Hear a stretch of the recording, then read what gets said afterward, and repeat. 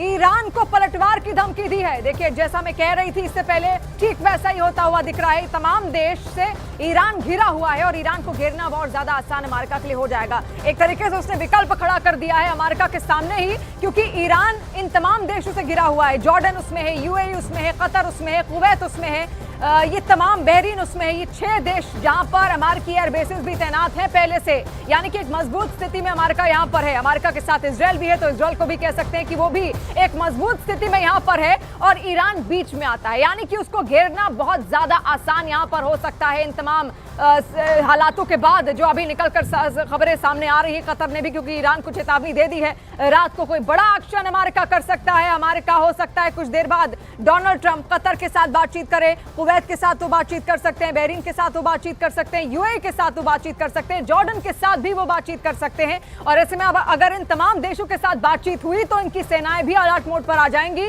जो मिलकर अमेरिकी सेना के साथ ईरान का खात्मा सुनिश्चित कर सकती है। देखिए, अमेरिका का मात्र एक मकसद है और वो मकसद है खamenei। खamenei के रहते हुए ही ईरान में सब कुछ होता हुआ आप देख रहे हैं। लेकिन ईरान पर जिस तरीके से अमेरिका ने हमला किया, ईरान में जितने भी लोग मौजूद हैं, जितने भी ईरानी हैं, अब उनका गुस्सा भी अमेरिका के खिलाफ यहां पर आ चुका है। हालांकि अमेरिका ये नहीं चाहता था कि ऐसी स्थिति बने। अमेरिका चाहता था कि खamenei सत्ता से बाहर हो जाते, उसके बाद उनके लिए ये रास्ता आसान हो जाता ताकि वो वहां पर अपना कोई ऐसा कठपुतली खड़ा कर सकता था जिससे वो पूरे मिडिल ईस्ट पर अपना एक छत्र राज कर सके। लेकिन ऐसा नहीं हुआ। यही कारण है कि अमेरिका ने ईरान पर हमला किया। अब ये हमले इतने ज्यादा खतरनाक हो गए हैं कि पूरी दुनिया पर इस वक्त ईरान हमला कर रहा है और ईरानी मिसाइलों को नाकाम कर दिया गया है। ये कतर का बयान इस वक्त सामने आया है, जहां पर अमेरिकी एयर बेसिस को टारगेट उसकी ओर से किया गया। ईरान के हमले के बाद कतर की यह चेतावनी भी है ईरान को कि बदला इसका लिया जाएगा। पलटवार की धमकी कतर ने यहां पर दे दी है। रिफत हमारे साथ लगातार मौजूद है। रिफत, कतर की धमकी भी आ गई है, बहुत बड़ी बात है। कतर है, कुवैत भी धमकी दे सकता है, बहरीन, जॉर्डन, जितने भी तमाम अमेरिकी बेसिस वाले देश हैं वो आराम से धमकी दे सकते हैं। ईरान का रास्ता यहां अब आसान नहीं दिख रहा। देखिए, मैं आपको बता दूं, उन मुल्कों की जहां आप बात कर रहे हैं उनके पास उतना मिलिट्री पावर नहीं है, उनके पास उतनी टेक्नोलॉजी नहीं है, लेकिन यूएस की तरफ से जो है इनिशिएट किया जा सकता है ये सब कुछ, और यूएस सपोर्ट कर सकता है फिर इन मुल्कों को ईरान के ख़िलाफ़। हालांकि ये बहुत पॉसिबल नहीं लग रहा है, चाहे वो कतर हो, चाहे वो बाकी जितने भी जहां पे भी अमेरिकन आर्मी के या अमेरिकन एयरफोर्स की बेसिस हों, वहाँ पे मुझे नहीं लगता है कि वो डायरेक्टली इन्वॉल्व होना चाहेंगे ईरान के साथ।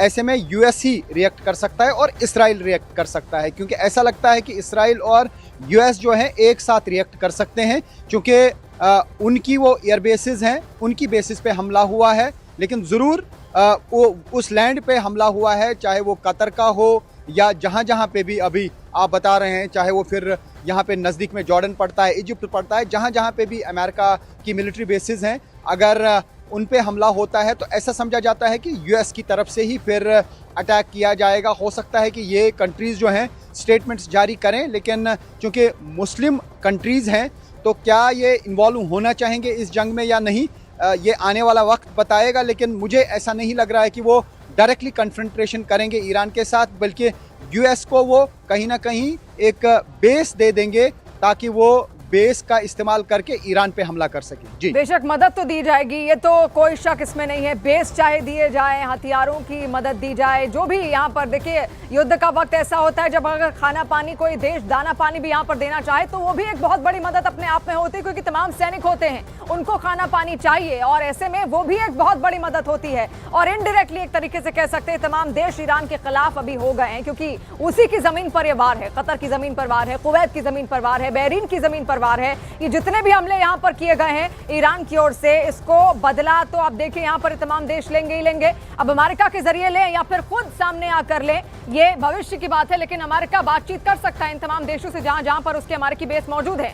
बाकायदा पूरी डिटेल उसकी ओर से ली जा सकती है कि कितना नुकसान वहां पर हुआ। हालांकि पहले से ही उनको अलर्ट कर दिया गया था, एयर बेसिस पर पहले ही अलर्ट कर दिया गया था। हथियार वहां से बेशक हटा लिए गए होंगे, जितने भी लड़ाकू विमान है वो हटा लिए गए होंगे, कहीं और उनको शिफ्ट कर दिया गया होगा कोई ऐसी जगह जहां पर आसानी से ईरान पर हमला किया जा सके।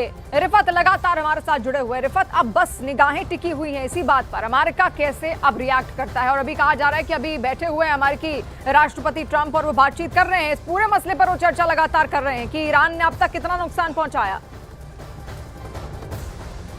देखिए, पहले ही जैसे मैं कह रहा था कि ये ममालिक जो हैं ये ज़रूर अपने जो है एयर स्पेस बंद कर देंगे, और कतर की तरफ से भी कहा गया कि एयर बेस बंद कर देंगे। कुछ और मुल्कों से भी स्टेटमेंट्स आ रहे हैं जहाँ जहाँ पे भी ये अटैक्स की खबर आई है कि वहाँ पे एयर स्पेस बंद करने के हिदायत दिए गए हैं। अभी थोड़ी देर बाद सब चीज़ें क्लियर हो जाएंगी, तो उसका मतलब है कि मिडल ईस्ट में इस वक्त जो एयर स्पेस है वो वो बंद कर दी गई है कई जगहों पे। उसका मतलब है कि एयर ऑपरेशंस काफ़ी जगहों पे बंद हो जाएंगे, यानी जो भी फ़्लाइट्स हैं वो कैंसिल हो सकती हैं, वो रीशेड्यूल हो सकती हैं। ये एक बड़ी खबर है, और जितने भी लोग प्लान कर रहे थे दोहा जाने का या जिनकी फ़्लाइट शेड्यूल्ड थी वो कैंसिल हो सकती हैं। तो ये कहा जा सकता है कि एक बड़ा कंसर्न है पूरे इस मिडल ईस्ट में लोगों के लिए भी जो ट्रैवल करते हैं या यहाँ मिडल ईस्ट के इन एरियाज से जो वापस जाना चाह रहे थे या अरब कंट्रीज से जो वापस जाना चाह रहे थे अपने अपने देश, उनके लिए भी मुश्किल हो सकती है, क्योंकि एयर स्पेस फ़िलहाल कुछ जगहों पे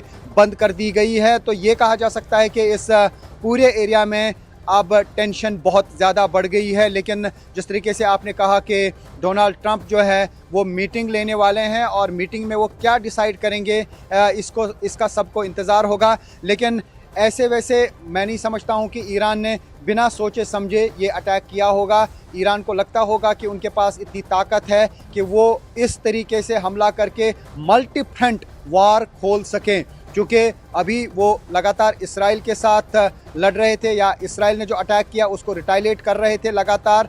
यूएस ने इंटरवीन किया, यूएस ने स्ट्राइक्स की वहाँ पे जाके, और जो उनका परमाणु प्रोजेक्ट था फोर्डो या बाकी जहाँ पे भी उन्होंने स्ट्राइक्स की हैं या इसराइल ने स्ट्राइक्स की हैं, उसके बाद जो ये अब स्थिति बनी है ये बहुत ज़्यादा क्रिटिकल हुई है। लेकिन जैसे मैं कह रहा था कि ईरान ने कुछ सोच समझ के ही ये अटैक किया होगा, या ईरान के पास इस तरीके की बैकिंग होगी या इस तरीके के वेपन्स होंगे जिससे वो इस चीज़ को कंटिन्यू कर सकते हैं, क्योंकि जिस तरीके से उन्होंने लगातार रिफत यही है कि अभी जब विदेश मंत्री ईरान के गए रूस, तो क्या बातचीत हुई, क्या इसी को लेकर बातचीत हुई थी, हमले किस तरीके से करने, क्योंकि रूस ने तो खुला समर्थन यहाँ पर दे ही दिया है। अब हथियारों के जरिए उसकी मदद की जाए, रणनीति के जरिए उसकी मदद की जाए, सैनिकों को भेजकर उसकी मदद की जाए, कोई भी मदद रूस यहाँ पर कर सकता है ईरान की। अब ये जो हमला उसकी ओर से किया गया, ये कहां पर किया गया, कैसे किया गया, इसकी बैकिंग, जैसा बार बार रिफत कह रहे हैं, बेशक बैकिंग बहुत जरूरी है, क्योंकि खुलेआम इस तरीके से चारों तरफ खुद को अपने आप से घेर लेना ये सबसे बड़ी बेवकूफी ईरान के लिए होगी।